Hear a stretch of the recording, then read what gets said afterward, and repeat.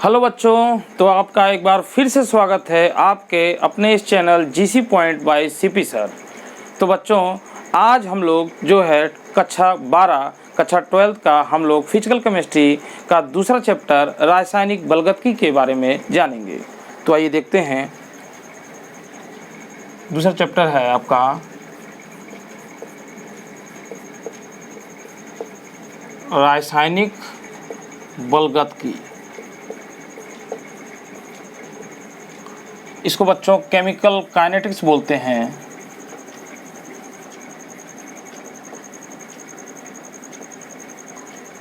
Chemical kinetics, और ये आपका लेक्चर नंबर 1। तो बच्चों, ये केमिकल काइनेटिक्स रासायनिक बलगतकी जो है, ये हमारा चैप्टर किस पे आधारित है और ये चैप्टर किसके इर्द गिर्द घूमता है, इस सब की चर्चा हम लोग इसमें आज करेंगे। तो बच्चों देखिए, ये कोई रासायनिक अभिक्रिया है, ए से बी हमारा बन रहा है। यहाँ पर ए क्या है? अभिकारक, और यहाँ पर ये क्या है? उत्पाद, यानी अभिकारक, रिएक्टेंट एंड प्रोडक्ट। तो बच्चों ए से बी बनता है तो इस रिएक्शन की कुछ स्पीड होनी चाहिए, और ये स्पीड जो है यानी रेट, इसकी वेलोसिटी, तो इसका जो वेग है, इन वेग जो है किस पर आधारित है और वेग को प्रभावित करने वाले कारक कौन कौन से हैं, फैक्टर, इन सब के बारे में ये अध्ययन, ये चैप्टर हमको बताता है। तो बच्चों आइए इसको देखते हैं। यहाँ पर ए से बी बन रहा है, इसी प्रकार यहाँ पर देखते हैं कि अभिक्रिया, यानी जो आप देख रहे हैं, तो इसमें अभिक्रिया इसके आधार पर कितने प्रकार की है। तो चलिए देखते हैं इसमें रासायनिक बलगतकी के आधार पर। यहाँ पे नोट्स देख लीजिए। रासायनिक बलगतकी के आधार पर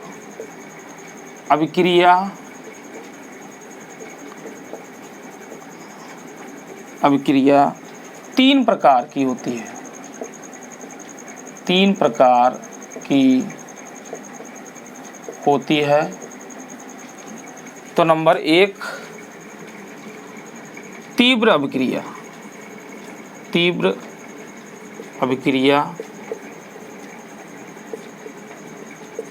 इसको बच्चों बोलेंगे वेरी फास्ट रिएक्शन। दूसरा अति मंद अभिक्रिया।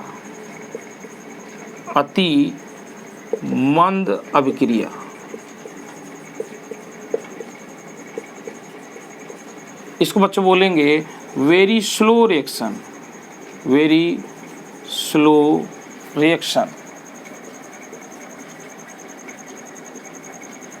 और जो तीसरा आएगा बच्चों, ये हो जाएगा मंद अभिक्रिया।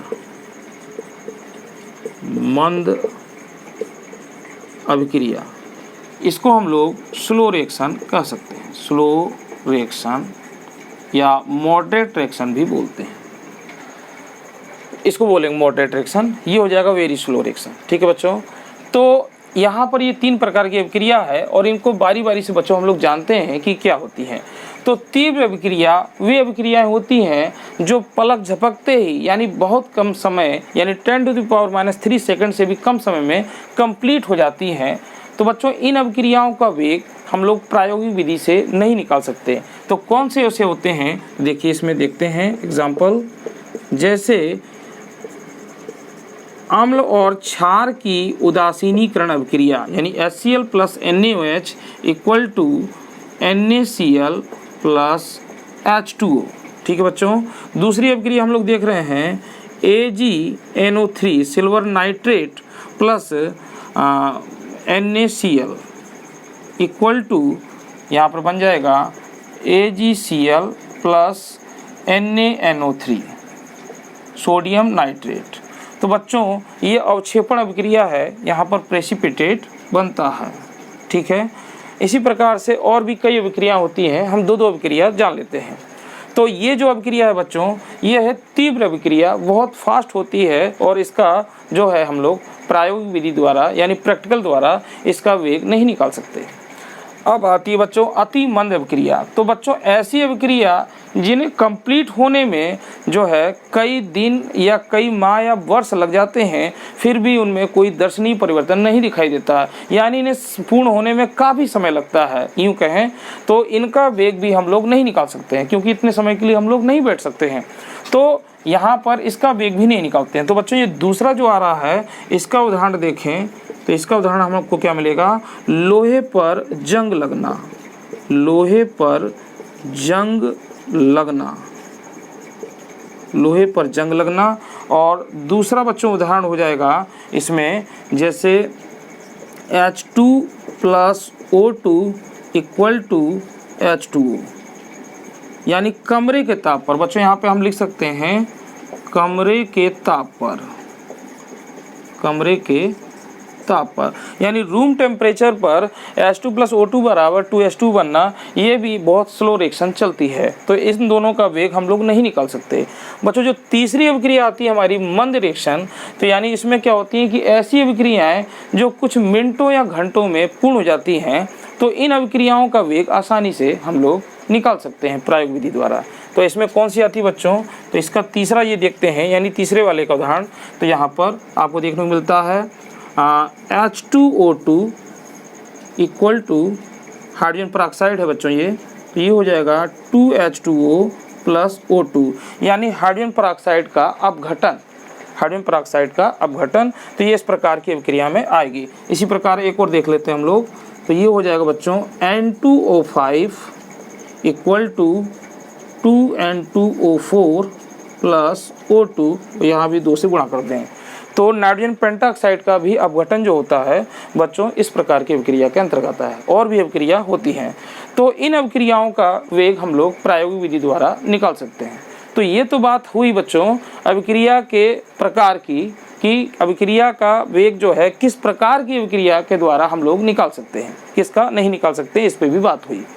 तो बच्चों आइए इसमें देखते हैं अभिक्रिया का वेग, इसको कैसे हम लोग समझते हैं, अभिक्रिया का वेग इसको कैसे डिफाइन किया जाता है। मैं इसको मिटा रहा हूँ, देखिए यहाँ पर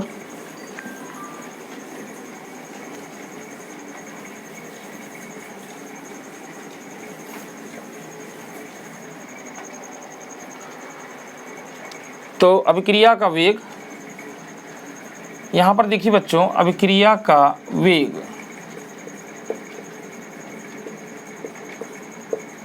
अभिक्रिया का वेग, तो अभिक्रिया का वेग बच्चों यहाँ पे हम लोग लिख सकते हैं अभिकारक, अभिकारक की सांद्रता, सांद्रता में कमी बटे अभिक्रिया में लगा समय, लगा समय। बच्चों अभिक्रिया का वेग हमने अभिकारक से निकाला है, हम अब उत्पाद से भी निकाल सकते हैं। अभिक्रिया का वेग बराबर उत्पाद, उत्पाद की सांद्रता में वृद्धि बटे अभिक्रिया में लगा समय। बच्चों ये इसलिए है, यहाँ पे समझ लेते हैं कि जैसे आपका A से B बन रहा है, तो बच्चों शुरुआत में प्रारंभिक सांद्रता हमारी, जैसे कि मान लीजिए ये 100 ग्राम हमने लिया, तो ये स्टार्टिंग में 0 होगा क्योंकि अभिक्रिया स्टार्ट नहीं हुई है, परंतु T समय बाद अगर कुछ भी समय बीतता है, तो मान लीजिए कुछ समय बीत बाद ये है 10 ग्राम आपका यहाँ पर प्रोडक्ट बना, तो यहाँ पर 10 ग्राम कम हो जाएगा, यानी 90 ग्राम शेष बचेगा। तो यहाँ पे देखिए बच्चों समय के साथ इसमें कंसंट्रेशन में कमी आ रही है और समय के साथ इसमें कंसंट्रेशन में वृद्धि आ रही है, इसलिए यहाँ पर लिखा गया अभिक्रिया की सांद्रता में कमी बटे अभिक्रिया में लगा समय। और यहाँ उत्पाद की बात करें तो उत्पाद की सांद्रता में वृद्धि बटे अभिक्रिया में लगा समय। तो ये आपने अभिक्रिया का वेग देखा, ठीक है बच्चों। अगली वीडियो में बच्चों इसमें हम लोग बात करेंगे किसी भी रासायनिक अभिक्रिया के लिए अभिक्रिया के वेग का व्यंजक कैसे निकालते हैं और उस पर कुछ सवाल। ठीक है, तब तक के लिए मुझे दीजिए, धन्यवाद।